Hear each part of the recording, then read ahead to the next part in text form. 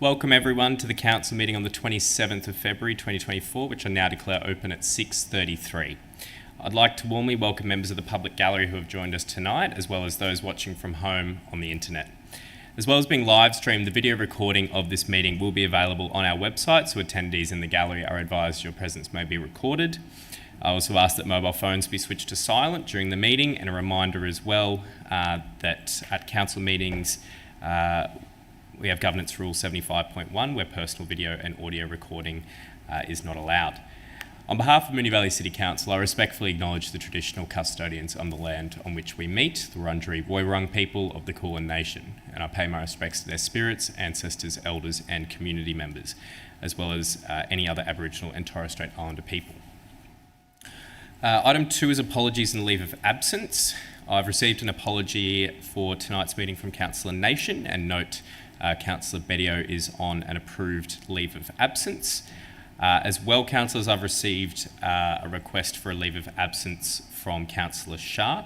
So can I please have a mover and seconder that Council grant Councillor Sharp a leave of absence for the period 22 February 2024 to the 22nd of March 2024 inclusive. It's moved Councillor Hodgson, seconded Councillor Adams. I'll put that to the vote. All those in favour? That's carried unanimously. Item 3 is the confirmation of minutes. Councillors, can I please have a mover and seconder that the minutes from the council meeting held on Tuesday the 13th of February 2024 be confirmed? It's moved Councillor Sypek, seconded Councillor Byrne. Councillor Sypek, would you like to speak to the motion? Councillor Byrne. I'll put that to the vote. All those in favour? And that's carried unanimously. Item 4 is declarations of conflicts of interest. Does any councillor have a conflict of interest to declare? Councillor Adams. Thanks, Mayor. I wish to declare a general conflict of interest on item 9.1 for reasons previously disclosed to the CEO in writing. Thank you. Are there any others? No. Item 5 is presentations. Councillors, do we have any presentations tonight? I'll start off. We welcomed back the Moonee Valley Festival over the weekend on Saturday for the first time in 6 years. It was a really fantastic day. We estimate over 15,000 residents, both local and nearby to the municipality, came through over the day. We started off with a citizenship ceremony, which was probably one of my best to preside over and one of the best I've attended in my term on council. We welcomed over 120 local residents, and it was really fantastic to do it in Queen's Park outdoors for the first time. The weather gods looked out for us, and it was really great to have the wider community also come and see the event, because quite often, and I made this point during the citizenship ceremony, quite often if you're Australian born, that you'll never have seen a citizenship ceremony. And I think it's incredibly special for us around the table to share in that, the very special moment when people become Australian citizens, and it's something that they've chosen to do, whereas we were very lucky to have been born here. So I'd like to acknowledge the hard work of staff, thank our many staff who put in many extra hours to pull off the festival, and I'd just like to start off by saying thank you with regards to the citizenship ceremony. So thank you. Councillor Sypek. And I'd also like to thank the staff, thank the community, and I'd also like to thank you, Mr Mayor, and my colleagues here for supporting me in my notice of motion to bring back this wonderful festival. So thank you to all. I think this will just get bigger and better in every time. And I had a chat with Frank de Blasi, who was, he's known as the godfather of the Moonee Valley Festival, because 45 years ago, he came here as a migrant, as an immigrant, and made a presentation to council asking why haven't we got a festival in Moonee Valley. And I just want to also thank Frank de Blasi for his ongoing support for the festival. Thank you. Absolutely. Thank you, Councillor Sypek. Any other presentations? Councillor Hodgson. Thanks, Mayor. Look, mine is also to the Moonee Valley Festival, and a big thanks to staff, and a huge thank you to all of the community stall holders. What was so incredible about Saturday was seeing the entire park activated in different areas. We had a kids area, market stalls, we had an environment and sustainability area, a youth zone, a community expo. Just the absolute diverse range of stall holders that came. All of them, you know, volunteer run, and with some incredible interactive displays that they had in their things. I walked around with my 4-year-old, and there were so many things for him to, you know, get hands on with. Seeing a beekeeper beehive. He had a play in the nest that Moonee Valley Sustainability had done. The toy library had a hopscotch thing out. The SES, I think, outdo themselves. There was a few toy chainsaws that I won't say that there were fights over, but they were in high demand from the kids. It was just, there was so much to see and do, and an incredible volunteer effort went into that, and it was so wonderful just to see, as I said, the diverse range of things that are going on in our community and things that we can get involved in. So it was a wonderful day. Thank you. Are there any other presentations? Councillor Adams? Just to add to Councillor Hodgson, it's the first time we actually held the After Dark component, which was from 5 p.m. to 9 p.m, and it was so lovely to see the families sticking around and members of our community just enjoying the music, and it was all for free, and it was just very wholesome and fun, and I just want to say thank you to everybody involved, our staff and our community members, for supporting the event. Thank you. Are there any others? Thank you, councillors. Item 6 is petitions and joint letters. Are there any petitions or joint letters? Councillor Isa. Thanks, Mayor. Council received a joint letter from residents of 1 to 7 Sydenham Street, Moonee Ponds, requesting a review of the 1 hour parking 9am to 6pm to better allow for residents to utilise the parking spots in front of their properties. The lack of parking is reported to be caused by local business and construction. Thank you. In accordance with Governance Rule 62.4, I'll refer the the joint letter to the CEO for consideration. Are there any others, councillors? If not, we move on to public question time. We've received 2 tonight. The first is from Hamish Jones, who isn't here in the gallery. Hamish asks, the Boeing Reserve Master Plan was first endorsed in 2014. In 2014, the following upgrade recommendations were made. Short-term place space, car park and youth space upgrade. Medium-term, pathway, park furniture and signage upgrades, as well as an expansion to community garden, stormwater harvesting initiatives and the combined basketball and netball court. Long-term new circuit pathways with exercise stations, tennis court upgrades and car park feasibility along Mascoma Street. With the recent opening of the Chris Lane Field and the most recent design for the youth space being from 2022, can Council please advise, under their strategic planning guidelines, what constitutes short, medium and long-term when it comes to time frames for master plans to be funded and implemented? Thank you, Hamish, and I'll ask our CEO to respond. Thank you, Hamish. Through the Mayor, master plans are long-term documents with 15-year expiry. It guides future works and advocacy on behalf of the community. Generally, short-term means 1 to 5 years, medium is 6 to 10 years, and long-term is 10 years plus. Timing is always subject to council budget decisions, funding opportunities, and unforeseen developments. Thank you. Thank you, CEO. The next question is from Jackie Ogier, who isn't here this evening either. Jackie asks, the fee to register a Class 3 food premises in Moonee Valley is $927, whereas other councils, including but not limited to Marybeck, Burundara and Whittlesea, charge $600 or less. This matters to small business and is crippling local beekeepers who would have to sell jars of honey at $20 to cover registration fees alone. To make matters worse, this registration for low-risk foods does not include an inspection. We just send in a picture, pay the exorbitant cost and get a piece of paper. Council must answer for the price disparity and the injustice for small local businesses that ultimately leave residents missing out on wonderful local produce. Why is it so much more expensive in Moonee Valley and what will you do to fix it? And I'll ask our CEO to respond to Jackie's question. Thank you, Jackie. Susan Mayor, Moonee Valley City Council annually benchmarks its Food Act fees against the adjoining councils. Council's initial registration fee for a Class 3 premises is $927, which is cheaper than both Merribeck and Maribyrnong City Councils, which charge $1,294 and $1,020 respectively. Council will typically seek photos or a floor plan from new applicants in the first instance in order to undertake an initial desktop assessment, but Council is required by legislation to undertake a site inspection prior to the premises being registered and then annually thereafter. Council will also undertake a pre-application premise suitability inspection at no cost upon request. Thank you. Thank you, CEO. Item 8 on the agenda is reports from delegates. Councillors, do we have any reports as delegates? Councillor Isa. Thanks, Mayor. I attended the Farnham Street Neighbourhood Learning Centre Committee meeting on Wednesday, the 14th of February. The Centre is undertaking a strategic planning review, and both Councillors Hodgson and myself as Council delegates to the committee are meeting with the consultant to assist with this.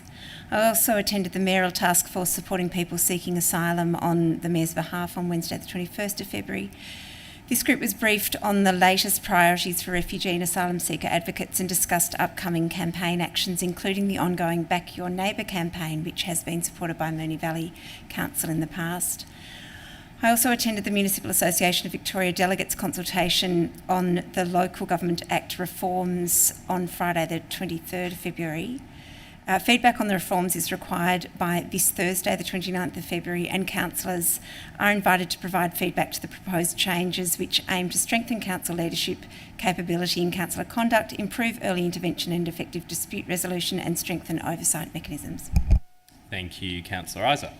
Are there any others? If not, we'll move on to item 9, and Councillor Adams has declared a conflict on the first item, so we'll just give her a moment to leave the chamber.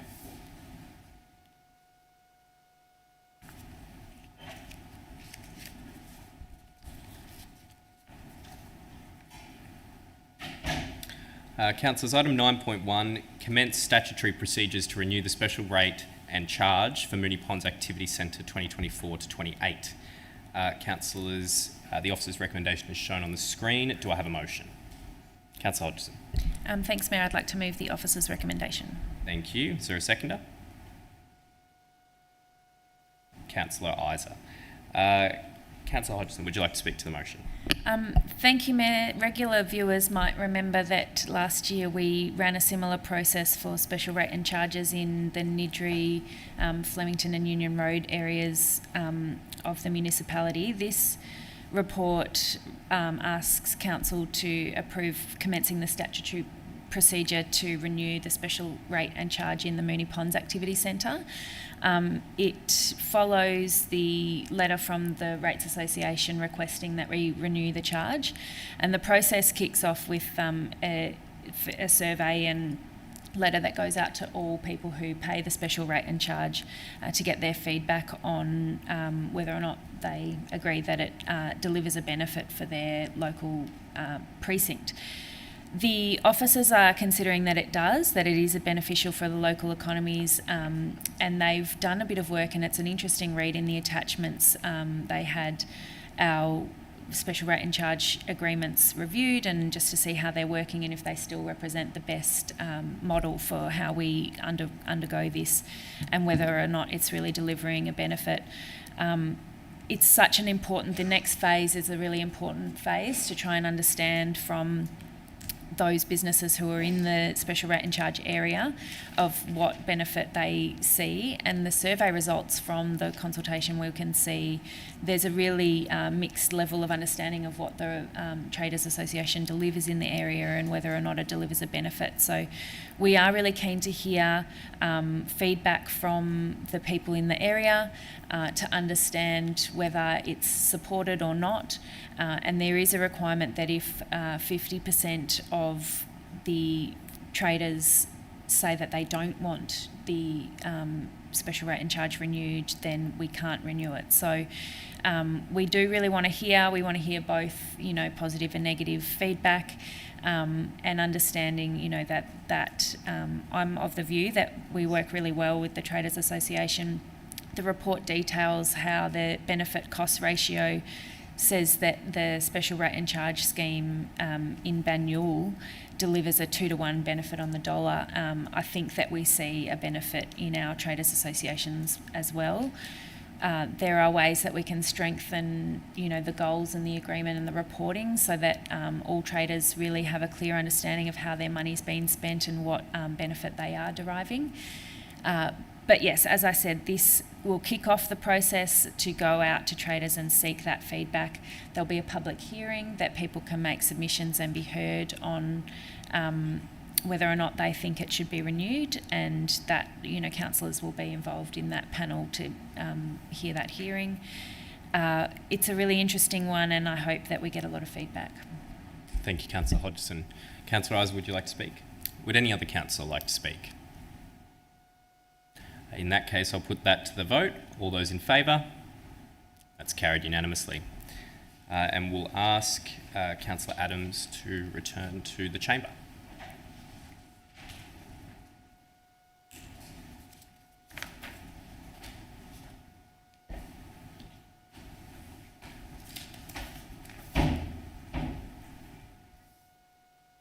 Welcome back, Councillor Adams. Item 9.2 is response to notice of motion number 2024/01, additional citizenship ceremonies. Councillors, the officer's recommendation is on the screen.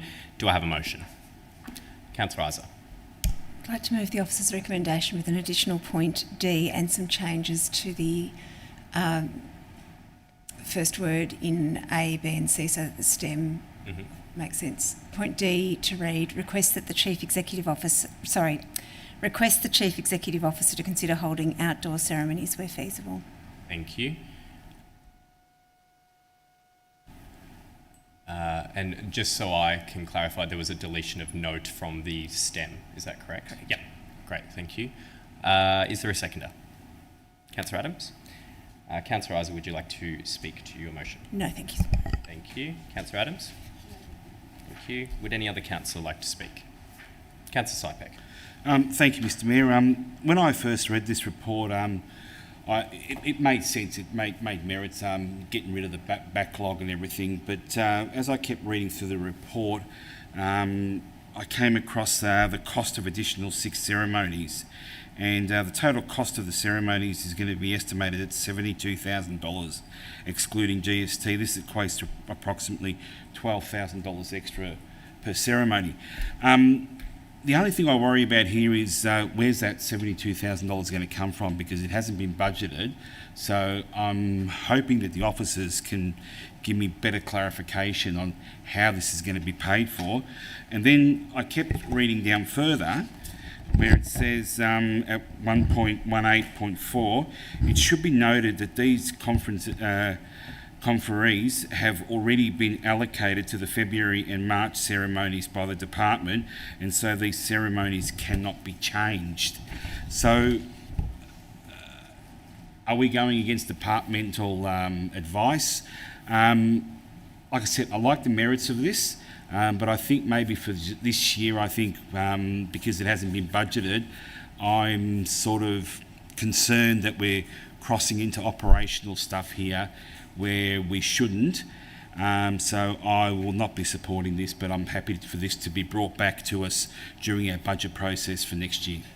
Thank you, Councillor Sypek. Would any other councillor like to speak? Councillor Hodgson. Thanks, Mayor. Look, I will be supporting, based on the officer's recommendation, which is not to hold additional ceremonies, but to use an enhanced model for our existing ceremonies, which just opens up a little bit more capacity in the existing scheduled ceremonies, and noting that the officers have indicated that they're moving to a model that gives them flexibility to respond to fluctuating numbers of conferees that are on the waiting list. and that the impacts of that on next financial year's ceremonies will be part of the budget discussion. Thank you. Would any other councillor like to speak? Thanks, Mayor. I will. Look, I know what the officer's recommendation is, and they're basically the extra change putting in add point D. I think that that's okay. I like the idea of doing things outdoors. At the end of the day, having some fresh air is a good thing. I know people don't necessarily like to talk about COVID anymore, but it does, when everyone's hugging and kissing and all of that sort of stuff, as you want people to be doing at citizenship ceremonies, and a lot of that goes on. Being in the open air can't necessarily be a bad thing, even though Melbourne weather can be, Melbourne weather. It would be really interesting to see, and perhaps the officers have this, and this is how they make their decisions in terms of what they're doing for the citizenship ceremonies. But what's actually really important to people who are becoming new citizens, because for me, the feedback that I've heard is that it's having, like, the more the merrier. So it might be that they would like to have thousands of people in it, somewhere like Queen's Park, but not necessarily have, say, the food that we spend money on afterwards, because quite often people head to Puckle Street to go out for dinner afterwards anyway. And maybe that would be somewhere that, a space that could be, a cost save if that was something of Councillor Sypex. Because things are getting expensive, things are getting more and more expensive, and as a council there has to be some hard decisions. It's always good to go bigger and grander on things, but maybe the bigger and the grander is the more people, less food, who knows. But I'm trusting what the report says. It was a very quick turnaround, and I think the officers are, I think what they've written in the report is great. Thanks. Thank you. As there's been some dissent, I'll ask Councillor Isaac whether she would like a right of reply.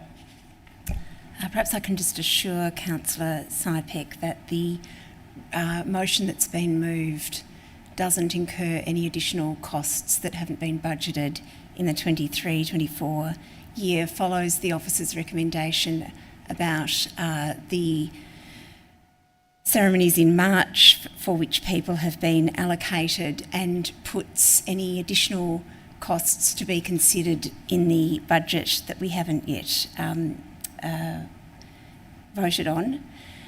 The additional point D picks up on the learning from the weekend that when we hold a ceremony that's uncapped in the way we did on Saturday for visitors, people can invite family and friends who otherwise wouldn't be able to attend indoors. And I met with someone who I knew and was delighted to see them becoming a citizen at the weekend. They had with them their cousins who'd come from the other side of town, their sister, their nieces and nephews. Had they been at a ceremony in March, they wouldn't have been able to share that occasion with all of their family members. So it certainly Saturday highlighted to me and to others the way that if we can perhaps move these ceremonies to an uncapped arena, we might be able to meet the objective that prompted this motion in the first place. Thanks. Thank you. I'll now put that to the vote. All those in favour? That is Councillor Adams, Councillor Byrne, Councillor Hodgson, Councillor Isaac, Councillor Tyson. All those against? Councillor Sypex. I declare that carried. Item 9.3 is fair access, updated seasonal sport allocation policy and draft sports infrastructure policy. Councillors, the officer's recommendation is on the screen. There we go. Councillors, do I have a motion? Councillor Byrne. I'll move the officer's recommendation. Thank you. And a seconder? Councillor Hodgson. Councillor Byrne, would you like to speak? to the report. Thanks, Mayor. Look, I'm noting that this is to endorse the updated seasonal sport allocation policy and the draft sports infrastructure policy for community consultation. So we are getting the ball rolling on this, but I think that it is incredibly important to hear what the community have to say about it. I'm really excited about the steps forward that this policy is taking, especially when it comes to females in sport and equal access and opportunities. I'm fortunate enough to be going to a conference on Friday in regards to women in sport, and it'll be interesting to talk to others in regards to how our policy potentially stacks up against other policies, because all councils are dealing with these particular changes because of the Victorian Government Fair Access Policy Roadmap, and which was developed by the Office for Women in Sport and Recreation. So I'm excited because I think that whilst we have tried very hard in Moonee Valley, and I actually think that we have done it fairly well, but there's always room for improvement. I think that this is really going to really encourage better access and equity across our pavilions and sporting facilities. Thanks. Thank you, Councillor Byrne. Councillor Hodgson. Thanks, Mayor. Look, just briefly to add, I think there's some really positive updates being made to the policy to, highlight those things that, while already implicit and central to the work that Council does, are now made explicit in the policy. So really great to see this go out. People might be somewhat familiar with it because I think it has, within this Council term, been consulted on, but yeah, really glad to see that Council has responded quickly to the, I'll get the policy name right, the Victorian Government Fair Access Policy Roadmap, and really glad to endorse this for community consultation. Thanks. Thank you. Would any other councillor like to speak? Councillor Sypek, I think you were first. Thank you, Mr Mayor. I also am very pleased to see this to go out to consultation. Sports plays a very big role at Moonee Valley, and we have a lot of sports and we have a lot of infrastructure and a lot of pavilions, and it's good to get an update of what the community wants. Consultation is the key here, and I'm very, very pleased that we are going to engage the community, the broader community, and also the sporting clubs that are basically run by volunteers, basically run by mums and dads, and they need support. And I'm more than happy to get a report back to see what the thinking is out there in the community. Thank you. Thank you, Councillor Sypek. Councillor Isel. Thanks. I know that the changes that have been made to the policies are in line with the required,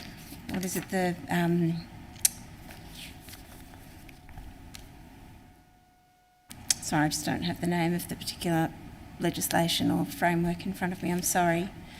I had hoped that we could take the opportunity to make the language even more inclusive of non-binary and transgender members of our community. I'm looking forward to the responses and feedback coming back to us to see what more we can do to perhaps make our policies even more inclusive. Thanks. Thank you. Councillor Adams, you're the only councillor who hasn't spoken. Would you like to speak? Just quickly to say, I think the officers have done a great job in embedding fair access principles, and looking forward to seeing the consultation on our draft sports infrastructure policy. Thank you. Thank you. I'll put that to the vote. All those in favour? That's carried unanimously. Item 9.4 is award of contract for 177A Mount Alexander Road Pocket Park construction, parentheses negotiation number 100041. Councillors, the officer's recommendation is on the screen. Do I have a motion? Councillor Isel. Move the officer's recommendation, thanks. Thank you. And a seconder? Councillor Hodgson. Councillor Isa, would you like to speak to the motion? This project's taken a long time and people will be very glad when it's finalised. I know that the length of time's been due to the removal of the contaminated soil. The report details that this will be finished hopefully by April, and the construction of the park can commence. Certainly it will be a welcome space when it's finally finished. Thanks. Thank you. Councillor Hodgson. Look, I just second all of those sentiments expressed by Councillor Isa there. I think, one of the difficulties we face is finding parts of the municipality in the highly dense residential areas for new open space, and I know this one's really keenly awaited, and not only that it provides a bit more open space for people living in close quarters, but it's also greening, Mount Alexander Road, which we commonly get feedback is a bit of a concrete jungle. So I think it will really contribute to the area, and glad to approve this and see work start. Thank you. Would any other councillor like to speak? If not, I'll put that to the vote. All those in favour? That's carried unanimously. Item 9.5 is 2023/24 Q2 Council Expenses Report. Councillors, the officer's recommendation is shown on the screen. Do I have a motion? Councillor Byrne. We'll move the officer's recommendation. Thank you. A seconder? Councillor Sypek. Councillor Byrne, would you like to speak to the motion? I will, Mayor. This report is to note the quarterly declaration of the councillor expenses from the 1st of October 2023 to 31st of December 2023. In the attachment for those reading along online, you can see the expenses. This is obviously on top of what the councillor allowances are. To note, our expenses this quarter were actually fairly low, and now you could take this as a good thing or a bad thing. I know we've had this conversation before in the chamber, but our professional development and training expenses between the 9 of us was $283 for the quarter.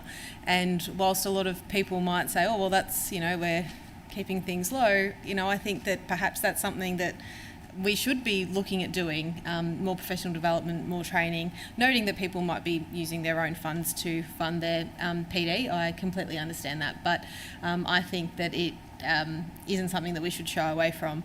We want to be the best we can in this role, and council is here to support us in doing that. So our total expenses were $4,317, and most of that was for communications and the expenses to support the performance of our role. Thanks, Mayor. Thank you, Councillor Byrne. Councillor Sypek. Thank you, Mr Mayor, and I think Councillor Burns said it quite well.